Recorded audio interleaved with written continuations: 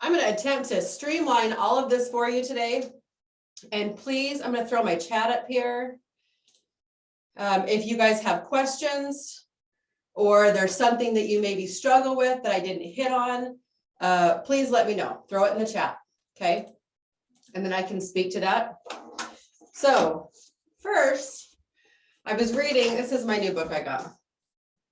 Awesome. So if you struggle with like what they call a work-life balance, very interesting concept. It does not exist, right? So be where your feet are. This is Scott O'Neill. He's like president of the NBA. He's awesome, awesome guy. Really, really great book to read. I actually just bought it for my lender too. But one of the first quotes in there was, being challenged is inevitable, but defeat is optional. And I thought that was very relevant for what we're talking about today, because we can feel so overwhelmed, right? And the thing is, it's going to get overwhelming, but we don't have to be defeated. So we get to choose how we are going to handle this, how we're going to handle transactions, how we're going to handle increased sales, how we're going to handle all of that. So let's take that off now. And we're going to get rolling. Okay, this is going to be in order of importance, but all of this is important. So how do I keep 120 transactions straight? Like, that's a lot, right? What is that? 10 a month, okay? So when you've got 10 a month, you've got 10, let's say sellers, you got 10 other agents, you got 10 lenders, 10 title companies that you're trying to keep in order, 10 people's emotions, 10 file folders worth of paper. There's a lot going on. So how do you keep track of all of that? I'm going to offer you how I work my system, but all of our brains function differently. So what works for me may not work for you. So take the pieces that work for you and then build upon the system, because it's doable. It's very doable. It's tiring. 120 is kind of tiring, but it's very doable. Okay, so the first thing, okay, this is, oh, well, let's see if I knew that was going to happen. I thought I'm going to grab the one pen that doesn't work. What did I do? Where's the rest of my pen? Hold on. Because that's the way we roll. There we go. Okay, first thing is our dream team. Okay, if you expect to keep 120 transactions straight and be able to do that high of production, you're going to have a dream team in place. If you haven't taken my Boost course, go to agentleader.com/boost, BOOST. That's the first 3 modules of my course, of my signature course. Take it. It talks about the dream team. You have to have a good title company contact, escrow officer. You need to have a good lender, and you're going to have a good photographer. Those are must-haves. Inspectors I throw in there as well. They're also important, but you can kind of get, they're a dime a dozen lately, it seems like. There's so many of them. But those first 3 are so important. When you have a good team, other people have your back. So then if you accidentally forget something, they've got your back. If they forget something, you have their back. So it's a very good relationship to form. So lender, title, escrow. The other person that you want in there is someone in customer service at the title company. Okay, so we have lender, we have title, and then we have our photographer. So important. Okay, so make friends with whoever the customer service person is at the title company. So in our area, what I can do now is I send an email. We call it a PPR, you guys. Oh my gosh, can't write. PPR. It's a property profile report. Anytime I'm going to have a potential listing, I need to know all the information about the listing. You can do 2 things. You can ask somebody at the title company for it, or you can go online to their website and usually request it or find the information yourself. Those are your options, right? I've got a relationship with great title company. They provide really great service. And all I have to do is shoot out an email to Rebecca. And in the title, I put PPR. In the body of the email, I put the address and off it goes. So the second somebody says, I think I might want to sell my house, or if I have a potential listing that's coming up that I need to research, I shoot off an email to her that says PPR, here we go. That keeps me from having to go back to my desk, pull it up on the computer, find the CC&Rs, like all that stuff, right? It's a super, super big time saver. So find out what your title company will provide to you. Okay. Yes, this will be reposted. Adam was asking. Yes, it will. Okay, sorry. So yeah, so if you can't get a good customer service person, because I know some title companies are different. This shirt's gonna freaking drive me crazy today, you guys. Oh my gosh. Okay. If you don't have a good title company person, figure out the website. Find out how to streamline that, what the fastest way is for you to get to that information and get it to yourself, okay? Vicki, for lawyer states, you need to ask, do you ever, okay, I'm gonna ask you a question, Vicki, if you can put in the chat. In a lawyer state, do you conversationalize with the title company at all, or is that all the lawyer? Never. Okay, so I don't see why you couldn't call a local title company and just ask them the question though. Do you have a customer service department if I need information on a property? Okay. That's probably where I'd start. All right.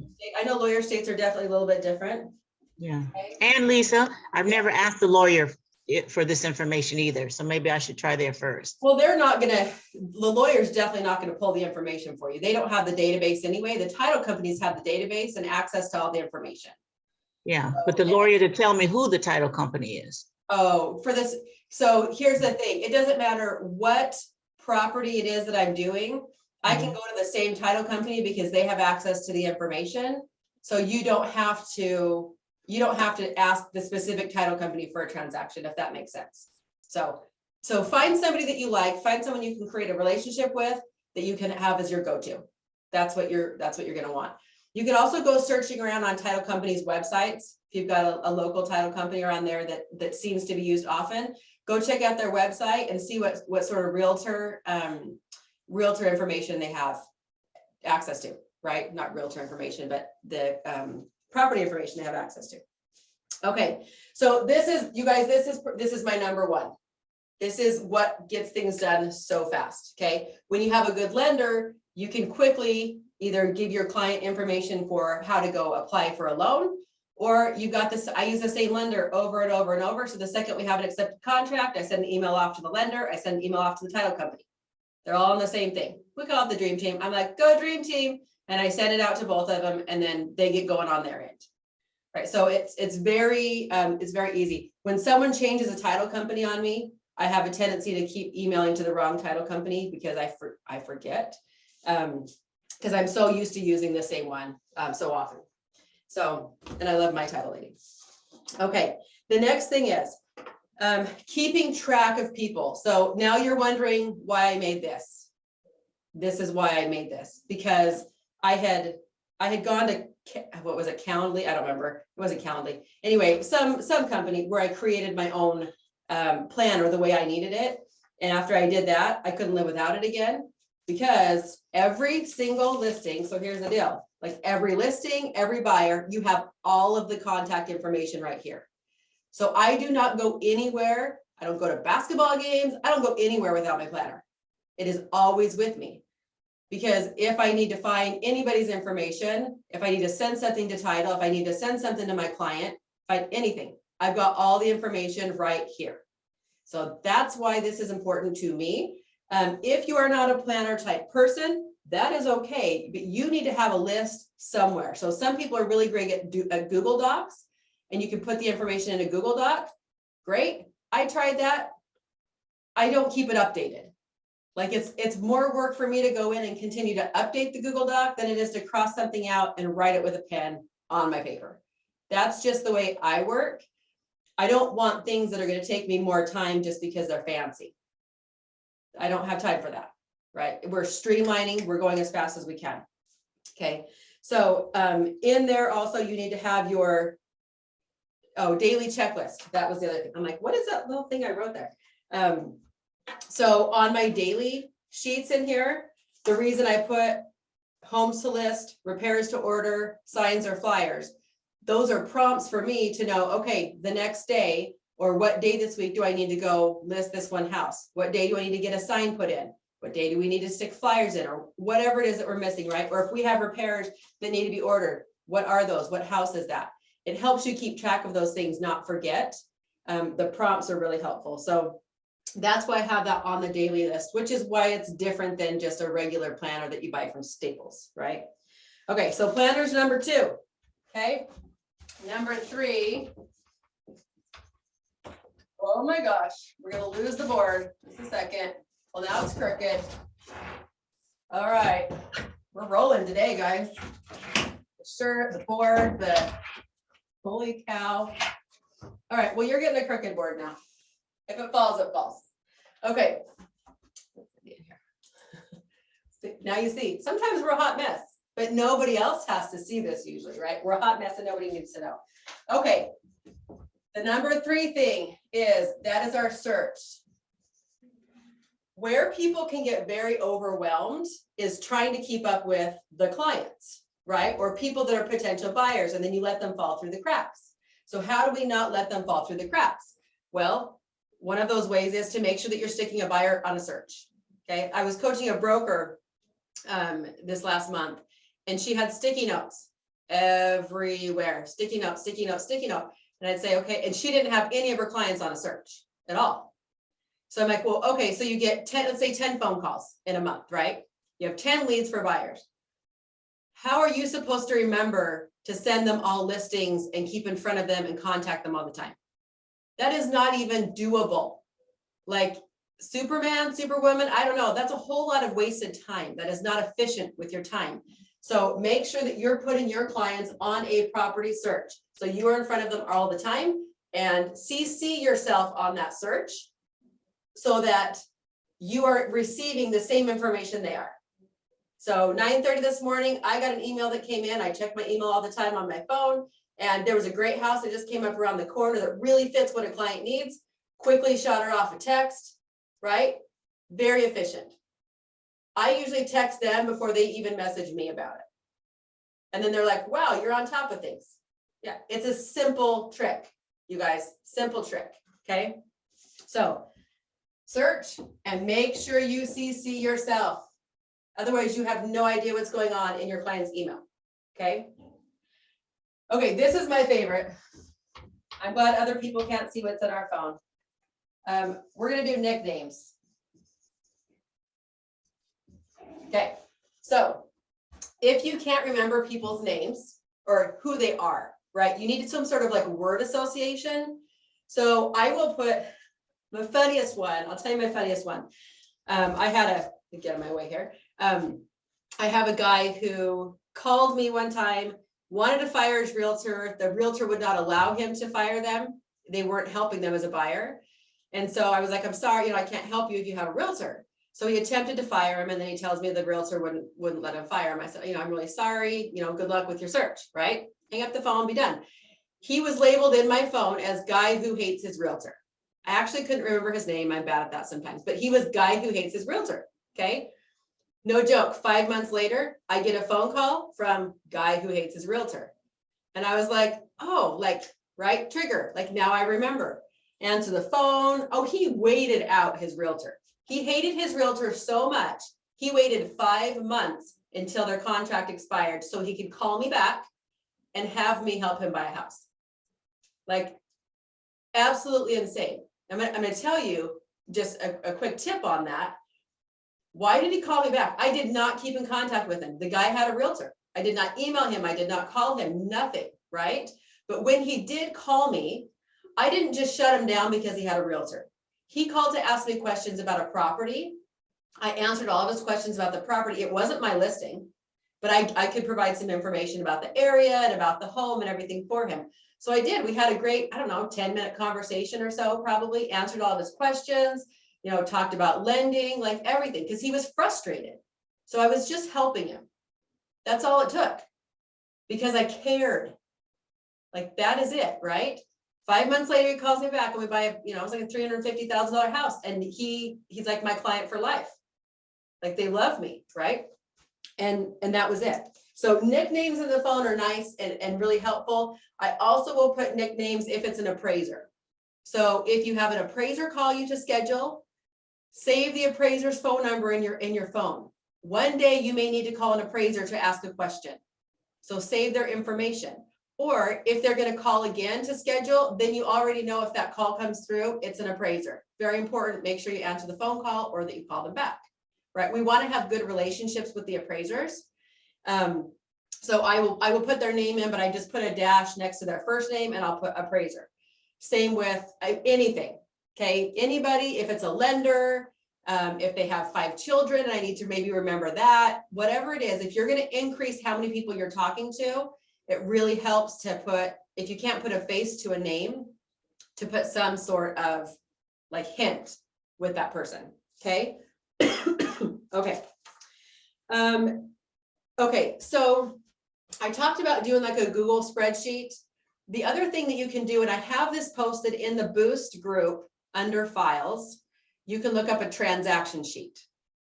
So that is very helpful. I did that for a very long time until I got really good at what I was doing, or I would put it in my planner. But I have a transaction sheet in there, and what that entails is, and yours is going to be different, right? Because all of our documents per state are different. But I had a transaction sheet that essentially had the client's name and information, who the lender was, who the title company was, everybody's emails, phone numbers, and then it went through all of the documents that I needed for the transaction. So if you're a newer agent and it's hard to remember maybe which documents you need, that's what I did, was created that for myself. So I could be like, oh, I'm missing my brochure, I'm missing my whatever, right? Or, okay, now it's time for the inspection request.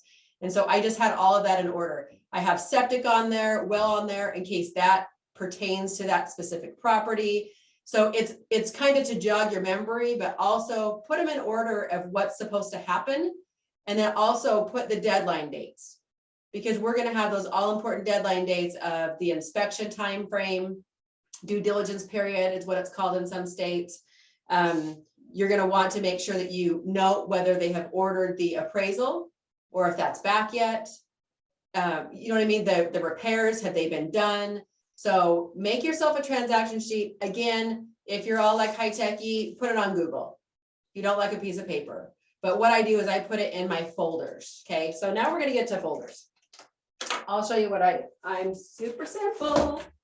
Okay, so every time, you may have seen me talk about this, I get free folders from the title company. Shout out to the title company.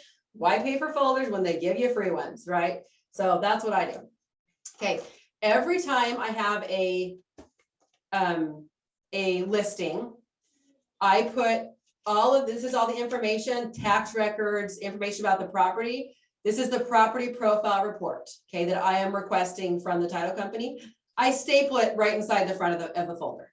So at any given time, I can pull this out and I can be able to look up the information. I don't have to try to dig for an email. It's very quick at my fingertips, okay? Vicki, the transaction sheets are in the files in the Boost Facebook group. So there's a tab on there, it says files, and you'll find it in there. Okay, so yeah, anytime I get a request for a listing, it's the first thing I do, order the property profile report, get it, print it, staple it in here. Okay, then this just is a place for me to house. Again, I am a paper person. I print crap because it's faster for me if I'm at my desk and somebody calls and has a question, for me to just grab the folder and thumb through to find the information I need. So I keep a copy and a record of everything at my home office. Okay, so this is a listing. This is a listing we're getting ready to put up. Okay, so when a listing goes pending, then I'm super simple again, and not fancy. I usually have the client's info written on here if I'm being diligent. So it's easy to get to. But all I do, you guys, is I have my little removable tabs and I throw the closing date on them. And then I throw them in order in my file drawer of when they're closing. Okay, that's it. So they're just little tabs from like Staples. I also use these in my planner. If you bought a planner, you may have got one in your planner, a little one. Because they're removable, you can stick it page to page to page. So I will stick this on the page of the day and then move it to the next one. So then I've got them in my drawer in order, and I can be able to see what's coming up for the month. or the week, right? What's going on and what I need to pay attention to. It keeps things kind of in the forefront of your mind. If I don't have those visual cues, it's very easy to forget things or lose them. Mind you, I never had a transaction coordinator. Okay, it's not, this is me organizing everything myself because I don't pay for a transaction coordinator. I don't care for them. Sorry, don't shoot me, but I'm gonna give you my transaction coordinator thoughts real quick here, okay? This is what I don't like. Now they have a place. There are certain things they could definitely do to help. I do have someone now who will upload my documents to my broker now, check to make sure I have all my signatures. She's just on the back end kind of watching to make sure I'm not missing a document, okay? Because now I can afford to do that, so that's what I do. If you have a transaction coordinator too early in your career, you don't become the expert in the transaction. Like you can't remember everything because you're not doing it all the time. The reason why I can do this and now have somebody do it for me is because I can do it in my sleep. I can do it while I'm driving. I can do it while I'm at Disney World. Like I can do it all the time. So now she can be able to take care of that piece because it does take some time off my hands so I can be here with you guys. But what I don't like about transaction coordinators or how people handle using them is this, and I just had this too. This $1 million property, we just went under contract and the agent's like, pretty much, I'm out. You won't hear from me again. I'm passing everything off to my transaction coordinator. Adios. And then from then on, and then I get the email from the transaction coordinator who says, make sure that you just email me or CC me on all the communications, right? Blah. I can remember one person's email. Do not ask me to remember two people's email, people, right? No way in heck I can remember two emails. You can send it to your own dang transaction coordinator. That's what I say. Like send it to your own, do your own dang job. You're getting paid plenty of money. The other thing, and this is not good business, I feel like, for the client, but the clients don't know the difference, so people are getting away with it, is when the buyer's agent is charging the buyer a transaction coordinator fee. So, and I don't know if you guys are seeing this in your state, but we see it around here. And I'm like, holy balls, you've got to be kidding me. So they are making 3% usually on their commission. Then they're also charging the client $500 to $700 for the transaction coordinator fee, which, wait a minute, isn't that why you're getting paid 3% to do your job? But now you're charging the buyer so that your buyer can pay so you don't have to do your job, but you can walk away with a paycheck. Yeah, that's my rant. So if you choose to use a transaction coordinator, there is a time and a place, or if you really can't handle, if you're maybe not the most like detail oriented, what I just suggest is have them help with all of those details, but you need to be the one in communication with the client and you need to be the one in communication with the agent. If you are not, crap hits the fan and you cannot head it off because you don't know what's going on because you just passed it all off. So it's not just about, I mean, how did I do 120 or how did I organize 120? Well, I organized 120, but I also didn't fail. Because if I had to write 180 contracts and have 60 of them fall apart halfway through or 3/4 of the way through, I'd be pulling my hair out. Like that's not any fun. So we need to do 120 and we need to close 120, right? We get under contract, we're closing. You want to buy the house? You want to sell the house? That's the purpose. Great. That's what we're going to do. And then we find that way to make it successful and do it. There's no ifs, ands, or buts here, like at all. Like you either do it or you don't, and you're going to find a way because there's always a way. There's always a way. Okay. Hold on. Now, maybe this wasn't such a good idea. I was like, maybe I'll go with the board. All right, forget it. Just a minute. Okay. We're gonna do a swap out here. Oh, that's why I bent the nail. Good job, Lisa. See if it holds up for a second. Maybe. Okay. Okay, so these are the things that you need to keep on hand at all times. So whether they're written, whether they're in a Google Doc so you can pull them up, but if you are not at home, it is really helpful to have all of this information, okay? Because I can be sitting at basketball and I can send off like, emails to title, forward documents if I need to. That is what I do to try to keep on top of things. Something comes in, I take care of it, okay? So you always don't want to know the title company's information, the lender's information. The other agent is important. I will with other agents, I label them with the street name or the address of the property I'm doing the deal with them on. So this is helpful for a couple reasons. Number one, it's easy. So I have like one on Kinlock right now. So I can just pull up in my phone Kinlock. I can't remember the agent's name for the life of me, but I can pull up Kinlock and I can be able to find the agent that way, right? Really, really easy. Then I just have to remember one thing, which is Kinlock. So I can pull that up. The other thing that's important is I have put in my phone before, don't judge, but I put in my phone, pain in the butt realtor. Like I had one that I would never do another deal with. She was awful to my clients. Like I would never take anything from her again. Like good riddance, have a great day, lady.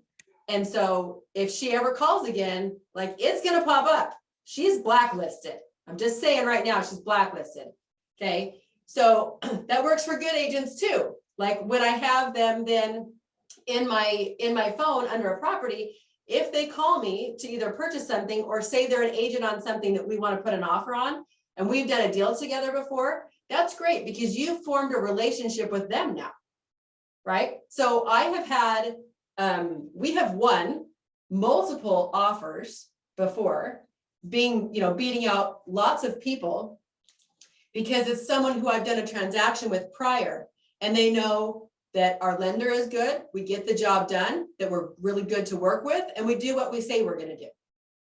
Nobody wants a pain in the butt realtor to work with. Sorry, like you don't. So you have got to, even though we're all competition, like we have got to be kind to each other, helpful to each other, make a smooth transaction out of it, and have a positive attitude, work together.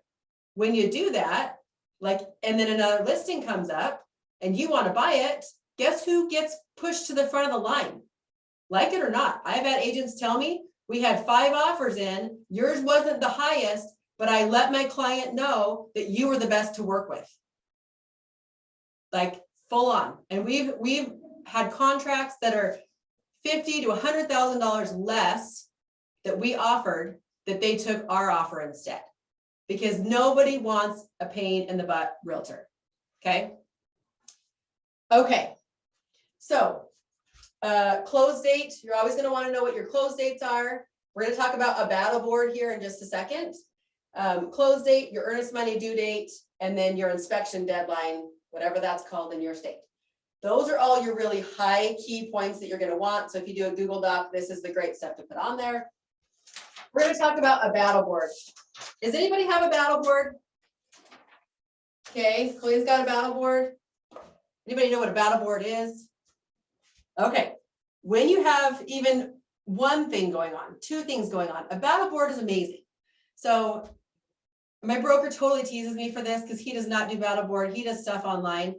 Again, visual. So next to my desk, and I'll post a picture in the Boost Facebook group. I think I have before too, but anyway, this is what I have. That's the wrong marker, just a minute. Let's use this marker. Okay, so on my battle board, this is what it looks like. We've got our customer, right? We've got our property address. We have the amount. So whether this is a listing amount, if it's a listing, or if it's a contract price, you're going to have that on there. The close date, and then my all favorite commission. If I can draw. Okay, so this is what I have on my battle board. Okay, and I have, what I'll do is I'll put my sellers up here. So any active listings I've got, and then I've got my buyers down here, or sorry, not buyers, but these are things that are under contract. I do not list all of my buyers on here. Buyers rotate, they're not ready. Like, put your buyers on a search and call it a day. Keep them in your planner, call it a day. You can't keep track of the 50 people that you just talked to because 3 of them are going to buy a house. So the way that you keep track of them is to just put them on a search and write them down in your planner.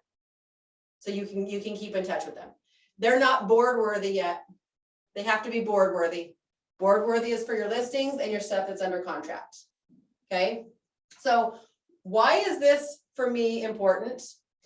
Because I have this right to the left of my desk. It's just on a whiteboard, so I can change it up all the time. On my stuff that's under contract, I will put it in date order. So that if it gets a little bit messy, I take a picture of it, print it out, and then I'll erase it all and go rewrite it in order. Again, it's very primitive, but it makes me think through all of the transactions. It makes me remember everything that's going on and everyone that's going on. So I will then, if I've got, so many things pending, right? I'll go through and I know what's coming up in the next week. So then I can just kind of do a mental note. Okay, where are we at with that file? Do we need anything this week, right? Do I need to touch base with the client? When it comes to your listings, I also will put like when they were listed, the date it was listed. So I know how long we've been sitting in case I have something that's sitting for too long. I might need to go reassess that listing. Like, okay, that's been on the listing board a little bit too long. Like, what's going on in the market? What's going on? Do I need to change price? Do we need to, trade up photos? Like, what do we need to do with this property if it's not moving the way it should? So always the battle board right next to me. And then it's fun to look at your commission. I don't put commission on the things that I list. I only put my commission on the things that are pending. It's fun to look at your commission. How are you supposed to plan your budget for your life if we don't look at what our commissions are going to be? Like, that's our upcoming income, right? So we have to look at it and go, what's going on with my income? And if I don't have enough going on my board, I better start finding some more things to do. You will know when your board starts to get full and where your limits are. So I knew for me, I could fit 17 listings and like 20 pendings. I'd move my line in between the two of them. So sometimes I'm heavier in listings, sometimes I'm heavier in pendings, right? But I would know if I fill my board, I was maxed. Like, that's when I personally, when I would have more business come in, I would pass that off to people in my office and charge a referral fee. That's what I started to do. That's one of the reasons why we grew to 15 more people in our office, is because I had so much business coming in, I couldn't help all of them. And so we needed more people in the office to be able to help more agents, independent. I didn't want a team. I want them to make money just like I make money, right? I don't need to charge them 50% of their paycheck to do a job. So I will charge them if I have excess business, or if I can't take something at the time, I'll charge them a 25% referral fee, even though we're in like inner office. Okay. Does anybody have any questions thus far? Does that confuse anyone? Just kidding. It is, like I said, it's a very primitive system, but it doesn't take, I really feel like, and what I realized is, as I try to do so many things online and the programs online, and it's like too much information. Like, you don't need every little itty bitty piece online. Like, it takes more time for me to put all the information in than it does to just do my job. So pay attention to whatever your system is. Are you, like, maybe you love to organize, but are you organizing yourself so much that you're wasting time? Are you spending more time organizing than you are selling houses? This system was born out of sheer, like, not panic, but I had to figure things out on the fly of how to keep track of all this stuff. Now, the other thing I guess I didn't mention that is very important is you need to have your contractor list. The contractor list, that also is in my Boost training, I believe. The contractor list is highly important because again, you're saving time, right? So when you have a, let's say septic, like I had a septic we had to order to get pumped and inspected. Easy, great. Let's text the septic guy. We have a septic guy that I use all the time. We have a relationship. I take him a Christmas gift. It's a septic guy, but he answers my calls. He gets out and gets it done when we need it. Create those relationships with people, right? I have a property an hour and a half away and we have to stretch the carpet and clean the carpet. It is freaking in the middle of nowhere. Like, who are we going to have? This is an inspection item that we had requested from the buyer. Okay, let's figure out a solution, right? Well, who do we have that's going to drive an hour and a half to go up to clean carpet? Like, that's a really long ways. Well, my carpet guy will go up there for me. You want to know why? Because I give him enough business. Because I make sure he's paid on time. I make sure he's always paid. If for some reason someone did not pay his bill, I will pay it. My contractors never go without being paid. The second you don't get a contractor paid, they will not answer your phone call. I wouldn't. You don't pay me, I'm not helping you. Right? So we pay him on time. We treat him well. We take him a Christmas gift. And they will respond to you. Create those relationships. It will make your life so much easier. And it is part of that, like, over the top package that you're providing to your clients, is the fact that you can provide to the clients such top-notch service that they don't have to stress out about things. So, oh, they have a problem. We need to have the carpet done. We need to have it stretched. Well, guess what? I know it. I got people. I'll take care of it. Don't worry about it. And then on top of that, and this is just the service I provide you guys, it's probably going to cost maybe between the stretching and the cleaning, I don't know, $700, maybe top. I'll take care of it. Don't worry about it. Okay. Like, can I pay $700 on a $1.25 million house? Yeah, I can. And if you can't, you better check yourself. Like, if you can't feel like you can provide that great of service to your client, you need to rethink what you're doing, really, and how much they're paying you. So I had the same thing with my $3 million property. We had some repairs that had to be done. I called the plumber, and this guy, he's a developer. He's very well connected. He could have called people. And you know what I said? Don't worry about it. I'll take care of it. I have my handyman. I have my plumber. And we needed a window guy at one time. Like, I'll take care of it. Don't worry about it. And he's like, okay, just give me the invoices. Don't worry about it. So I paid, like, I don't know, $1,500 in invoices. He's like, you don't have to pay those. I can pay them for, I can pay them. I said, you just paid me $57,000. I'm pretty sure I can pay $1,500 of invoices and take care of you, just like I take care of the rest of my clients. Right? The attitude that you have and how you take care of your clients, you guys, that's how I got to 120 transactions. Because this is how I treat my clients. I treat them like I would want to be treated, and I remove any obstacles as much as I can, remove the obstacles that may be stressing them out. Maybe even if it's not that big of a stress, you guys, how nice is it if you're going to move out of your house and you're like, don't clean it, just move out, take your stuff, be done. I'll send the cleaners in. And it's like, gosh, I would have liked that from my realtor when I bought and sold. I hate cleaning my house when I move out. You're tired, you're exhausted. Nobody wants to do it, right? Bobby asked, am I concerned about the liability issues when taking care of those repairs? No, there's no liability, Bobby, because I'm hiring professionals to do it. If I said, I will come in and fix your windows, or I will come in and do this, then we would have liability. There's no liability in hiring a company to come over and do it. Then the liability is on the company, right?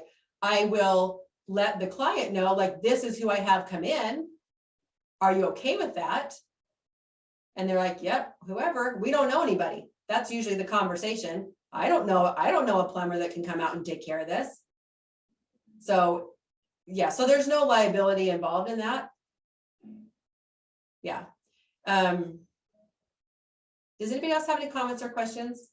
I'm yell teaching again today. I'm like fired up for some reason. Does anyone else have anything that you do that you want to share with the group that might be helpful in keeping track of things.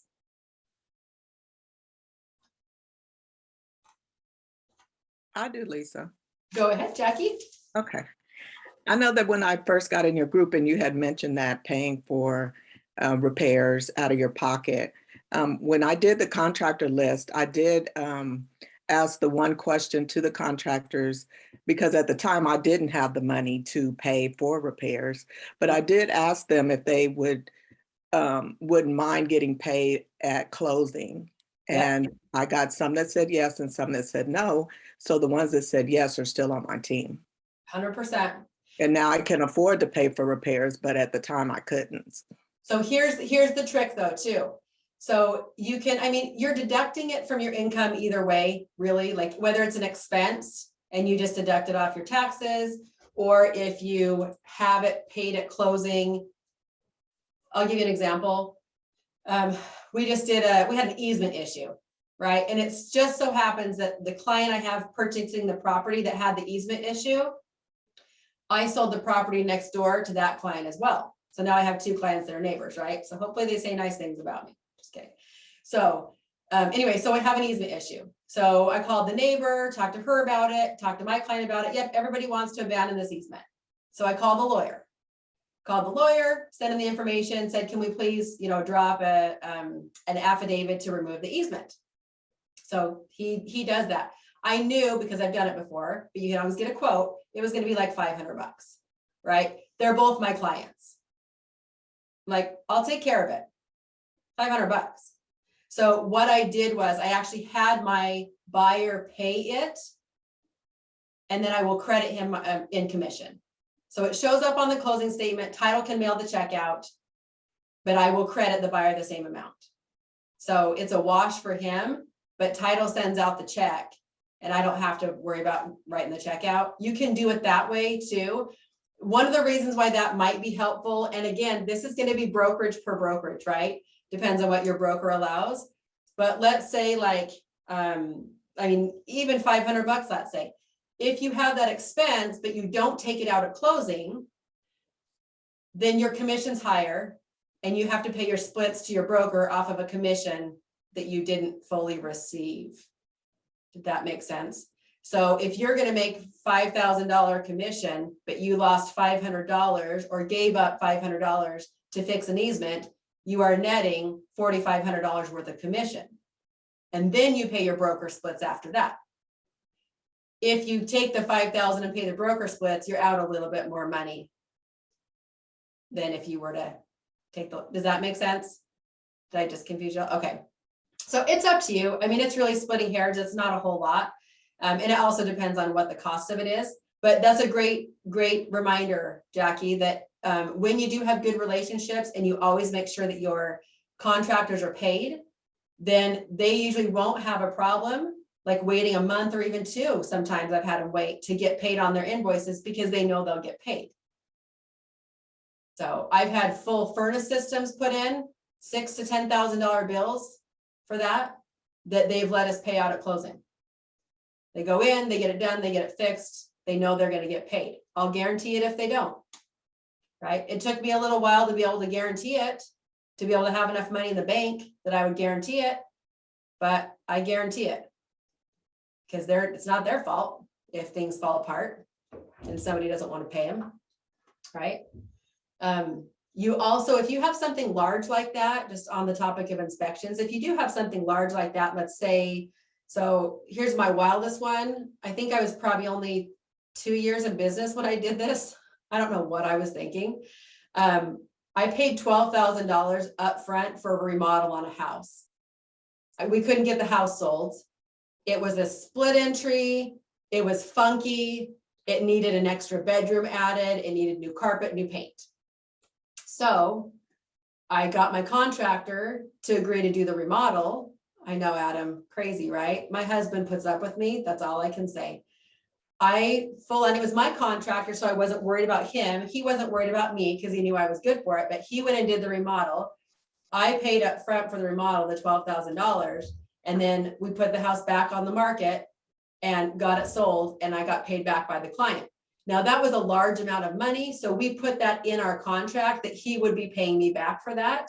And if he canceled the contract, he would be responsible for paying me back for that. That was a bigger gamble.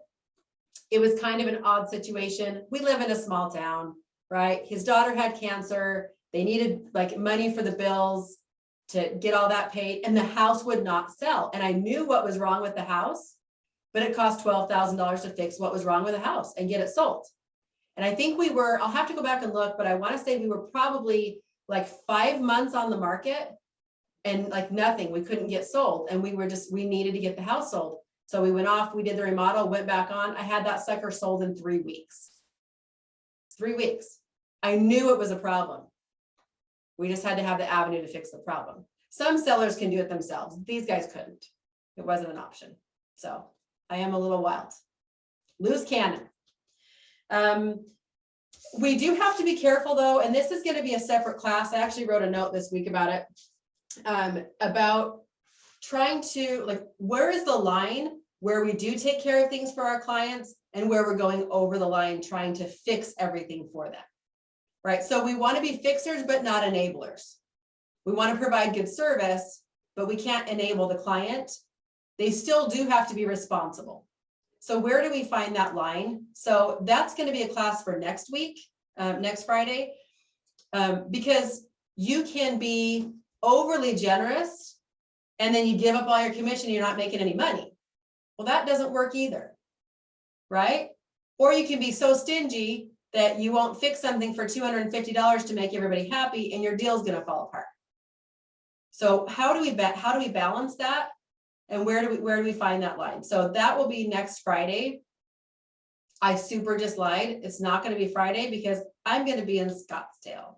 So you guys are going to get a replay next week. And then the following week, we will do that it's kind of like feelings management a little bit, but also taking responsibility and what's that line for taking responsibility? So yeah, I'll throw up a replay for next week so that you guys still have something to learn while I'm gone.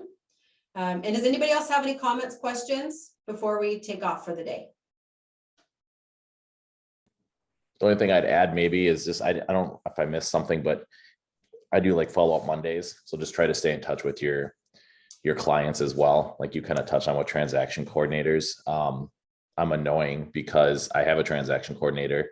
She's communicating, but I'm also communicating as well. So it's kind of extra communication, but I just don't want them to ever feel like, see ya, got a contract, adios. Yes. So Kelly, my assistant, is always on top of things, but every Monday I'm always reaching out to buyers, sellers, and just touching base with them as well, just to, yeah, stay top of mind. Yeah, and that's the relationship part of things. That's where people are dropping the ball, is in that relationship. If we're streamlining things so much, we're so efficient with all of our systems and processes and stuff that we can pay for, right? To automate everything, that we're removing ourselves from the equation. That's the problem that we're having in the marketplace right now with agents. Automation and the human component is gone. Yeah. Yep. So everybody keeps talking about video and go on TikTok and blah, blah, blah. You know, you don't need all that, but guess what the clients are needing?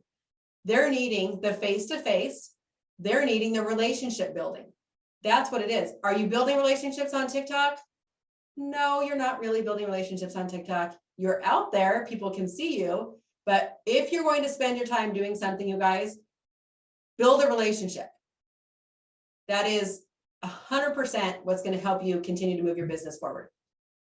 On that note as well, actually, so at the end of the month, I think it's, hold on, let me tell you the dates. 24th, whatever I did. Yeah, February 24th and 25th. So we're going a Thursday and a Friday at the end of this month.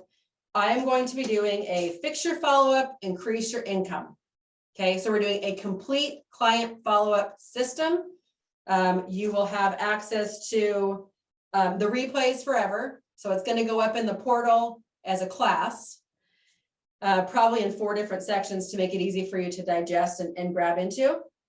And then you'll get my follow-up calendar and checklist to keep in touch with your clients every month, during the year. The reason why this came up for me too is I was chatting with an agent, coaching an agent, and he had said he was in a coaching program. I won't say which one, but he was in one. And his follow-up system was supposed to be contacting 10 of his past clients every week. I was like, what? So number one, weirdly creepy. Like if I just got a random phone call from my realtor, I would kind of be creeped out. Like what the hey, right? And number two, who has time for that? I said, so how's that going for you? And he said, it's not. He's over here stressing out because he's not getting all this follow-up done that he needs to do. And I'm like, yeah, because you're choosing to do something that's taking forever. No one has time for that. Not to mention you're going to get 500 clients. And then how are you going to do that? Like it's not achievable, right? So there are very simple follow-up systems that you can put in place. I've taught here and there in parts and pieces. I'm going to be putting all of it together. It's $19. If you have the Zoom link, you will be getting an email because you're on my email list. So you will be getting an email from me to sign up for that if you would like to. So it's not complicated. It's not expensive to duplicate. It's not time consuming, but it is very efficient and effective. And again, this year I did 90 transactions in 2021 and 95% were repeat business and referrals. Again, this is like 4 years in a row. So there's something to it, right? Because the average is like 17% for realtors. Here's another interesting fact. I was actually reading the updated stats on NAR's website. And on the website, it said that this is a poll, right? That they polled past clients when they were finishing transactions. The poll was, would they reuse their agent? 75% said yes, they would reuse their agent. Okay, where's our gap? 75% have the intention of using their last agent. They didn't hate them. They didn't have a bad time, right? They weren't unhappy. But what happens in between then and a year or 2 years later when they can't remember their agent's name because the agent never kept in touch? That's how we come down to our 17% repeat business rate. So there is so much potential in there in the follow-up, as long as you've got a really good, easy to put in place system that doesn't take you a lot of time. So anyway, so that's at the end of the month. Thanks for being here, you guys. For all the new people that are here, welcome. We're here every Friday. So if you guys have any more questions, you can always go post them in the Boost Facebook group too. So, all right. Have a really great weekend, everybody.